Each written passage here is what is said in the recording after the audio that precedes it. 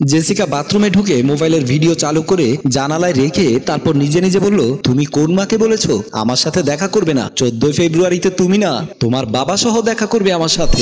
এই বলে আস্তে আস্তে জামা কাপড় খুলতে লাগলো, এক একটা করে স্ট্যান্ডে রাখছে। সবকিছু খুলে রাখার পর বলল, আজকে আমার শরীরের প্রতিটা অংশ ভিডিও করে তোমার কাছে পাঠাবো, তারপর থেকে তুমি আমার সাথে দেখা করার জন্য রাজি হয়ে যাবে। এই বলে ওদিক হয়ে ভিডিও করতে লাগলো। ভিডিও করার পর মোবাইলটা হাতে নিয়ে বলল, এবার রুমে চলে যায়, তারপর ভিডিও সেন্ড করব। আকাশ তার গার্লফ্রেন্ডকে ফোন করে বলল, আগামীকাল আমি মঞ্জুর মোর্শেদ প্রেম নিকেতনে থাকবো, তুমি ওখানে জলদি চলে এসো। রিমি বলল, তুমি কোনো টেনশন নিও না, আমি বাবাকে ম্যানেজ করে তোমার কাছে চলে আসবো। দিনের পর দিন, রাতের পর রাত তোমার সাথে ফোনে কথা বলছি, আর 14 ফেব্রুয়ারিতে তোমার সাথে দেখা করব না, এটা কি করে হয়? আকাশ মোবাইলে চুমু খেয়ে খুশি হয়ে বলল, আমি জানতাম তুমি আমাকে সময় দেবে, তো কয়েকদিন আগে না করেছো, সেটা হয়তো আমার মন বোঝার জন্য। তুমি রাজি হয়েছো, আমার মনটা অনেক বড় হয়ে গেছে। রিমি বলল, আমি তোমাকে ভালোবাসি অনেক, সেটার প্রমাণ একদিন পাবে। আকাশ বলল, কিভাবে প্রমাণ পাবো? রিমি বলল, পাগলের ঘরে পাগল কিভাবে প্রমাণ পাবে সেটা তুমি জানো না? আকাশ বলল, জানি না, তাই তোমার কাছে জিজ্ঞেস করছি। রিমি বলল, তুমি আমাকে বিয়ে করবে না? আকাশ বলল, অবশ্যই বিয়ে করব, তুমি আমার কলিজার মধ্যে অর্ধেক জায়গা করে নিয়েছো, আর তোমাকে বিয়ে করব না এটা কি করে হয়? রিমি বলল, আমি যদি রাজি না থাকি তাহলে কিভাবে বিয়ে করবে? আকাশ বলল, সেটাও একটা কথা। রিমি বলল, টেনশন নিও না, আমি তোমাকে বিয়ে করব, এটা হচ্ছে প্রমাণ। আকাশ বলল, আচ্ছা ঠিক আছে, রাখি তাহলে, আগামীকাল কিন্তু দেখা হচ্ছে। এই বলে বিদায় নিয়ে ফোন কেটে দিল।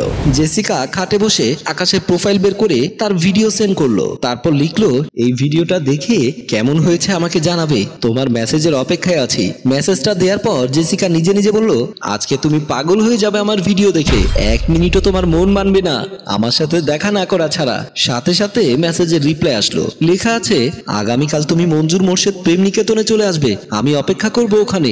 রিপ্লাই মেসেজটা পাওয়ার পর খুশি হয়ে নিজে নিজে বলল, বাহ, সহজেই রাজি হয়ে গেল, এখন খুব খুশি লাগছে, যাই পাশের বাসার ভাবিকে খবরটা দিয়ে আসি। এই বলে ভাবির বাসায় গেল। 14 ফেব্রুয়ারি সকালবেলা রিমির মাকে বলল, মা, আমি একটু বের হব বান্ধবীদের সাথে, কিন্তু তাড়াতাড়ি চলে আসবো, তুমি টেনশন নিও না। মা বলল, তোর বাবা যদি একবার জানতে পারে তুই বাসা থেকে বের হয়েছিস, তাহলে আমাকেই বাসা থেকে বের করে দেবে, সেটা কিন্তু মনে রাখিস তুই। রিমি ন্যাকামো দেখে মাকে বলল, মা, তুমি এমন করছো কেন? আমি তো সব সময় তোমার কাছ থেকে এভাবে কোথাও যাওয়ার জন্য আবদার করি না, কিন্তু আজকে আমার বান্ধবীরা সবাই বের হচ্ছে, তাই আমিও বের হচ্ছি। মা বলল, আচ্ছা ঠিক আছে, আমি তোকে বের হওয়ার অনুমতি দিলাম, কিন্তু তোর কোনো যদি প্রবলেম হয় রাস্তাঘাটে, তাহলে দায় আমি নিতে পারবো না, সেটা তোর নিতে হবে। রিমি হেসে বলল, মা, তুমি টেনশন নিও না, তোমার মেয়ে বড় হয়েছে, ভালো খারাপ আমি ভালোই বুঝি। মা বলল, আচ্ছা ঠিক আছে, যা। রিমি খুশি হয়ে রেডি হতে গেল। আকাশ আর রিমি দুজনেই 14 ফেব্রুয়ারি উপলক্ষে রুম নিয়ে দুজনে আনন্দ মজা মাস্তি করছে। আকাশ বলল, শোনো না, আমাদের কাজ আমরা করে তাড়াতাড়ি বের হয়ে যায়, না হয় লোকজন দেখে ফেলবে। রিমি বলল, আমার খুব খিদে পেয়েছে, তাড়াতাড়ি তুমি কি করবে করো, আর তুমি বলেছিলে যে রেস্টুরেন্টে যাবে, ওখানে না গিয়ে সোজা আমাকে রুমে নিয়ে এসেছো। আকাশ বলল, আচ্ছা ঠিক আছে, তাড়াতাড়ি শুয়ে পড়ো, এখানে দেরি করে লাভ নেই। রিমি আকাশের কথা মতো বিছানায় শুয়ে গেল। আকাশ আস্তে আস্তে রিমির শরীরে স্পর্শ করতে লাগলো।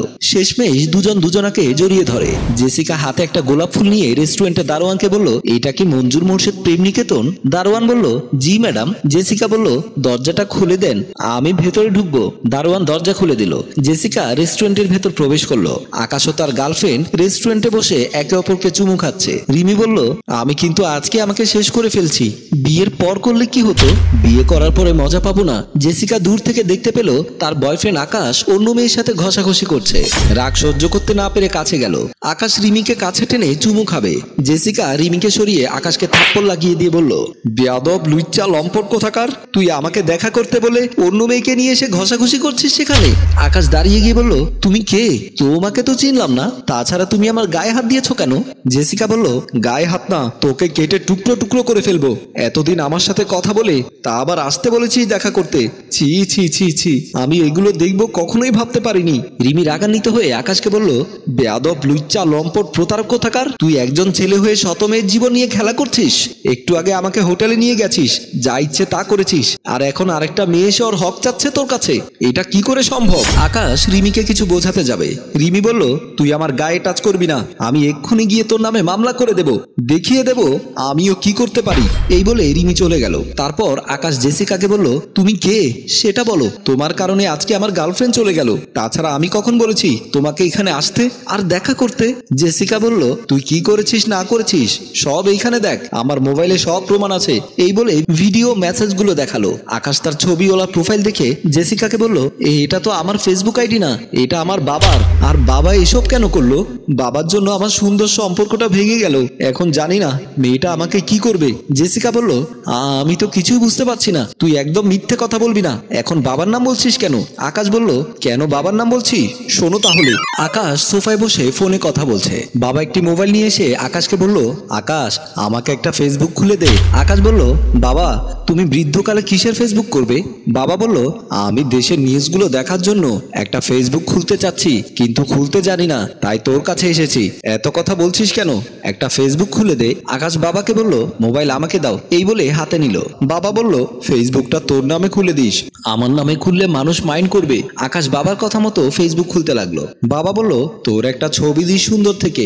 আকাশ বলল, আমার তো আগের তোলা কোনো ছবি নেই, আমি এখন তুলে দিচ্ছি। এই বলে ক্যামেরা চালু করলে নিজের একটা ছবি তুলে প্রোফাইলে লাগিয়ে দিল। বাবা বলল, হলে আমাকে দিয়ে দিস, মোবাইল আমি রুমে নিয়ে গেলাম। এই বলে বাবা চলে গেল। আকাশ ফেসবুক চালু করতে লাগলো।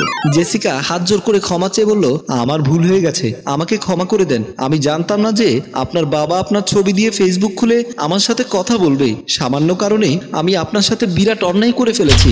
আকাশ বলল, আমিও জানতাম না যে বাবা ফেসবুক খুলে তোমার সাথে মেসেজ করে আজকে এত বড় ঘটনা ঘটাবে।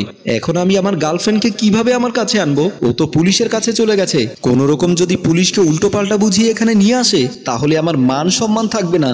জেসিকা বলল, আচ্ছা ঠিক আছে, আমি আপনার গার্লফ্রেন্ডকে বুঝিয়ে বলবো, সবকিছুর সাথে আপনারও হেল্প লাগবে, কারণ এই ঘটনাগুলো আপনারই বলতে হবে, না হয় ওই মেয়েটা কিছুতে বুঝবে না। আকাশ বলল, আমার মাথায় কিছুই আসছে না।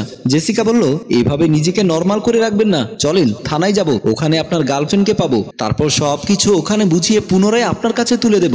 দর্শক কি হয়েছে পরের পার্ট দেখতে চাইলে কমেন্ট করে জানান। সম্মানিত ভিউয়ার্স, গল্পটি ভালো লাগলে শেয়ার এবং লাইক কমেন্ট করে জানাবেন। রচনায় আবু সাইদ রিয়ান, পরিচালনায় রেজাউল কবির চৌধুরী, প্রযোজনায় মঞ্জুর মোর্শেদ।